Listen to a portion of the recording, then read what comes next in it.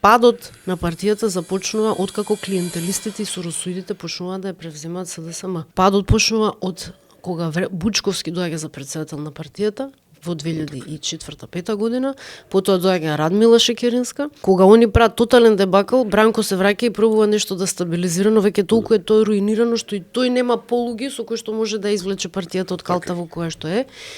И пак се враќа Зоран Заев, кој што ја дотепува заедно со Таче и сега со Филипче, ја дотепува партијата. Тамо нема идеологија, тамо нема луѓе кои што вие можете да ги препознаете. И откако соросоидите останаат целосно без пари, влегоат да ја превземат партијата за да се накачат на финансиите на СДСМ. Тие не знаат поинаку. Да, така живеат. Значи, нивната матрица е многу проблематична. Тоа е многу тешка состојба во главата, кога вие гледате само пари, а не можете да разберете нити идеологија, не можете да разберете нити народ, ни добро утро, ни добар ден не се кажува без да се испружи пар 1000 евра тука на маса. Тоа е тешка состојба во главата. Како ги вика премиерот Мекотели? Тие си ја превземаа партијата, ја доисцедија и таа сега остана само како некој привезок, некоја сенка од минатото која што треба да ги одбрани финансиските интереси и бизнес интересите на Венко Филипче и на Зоран Заев.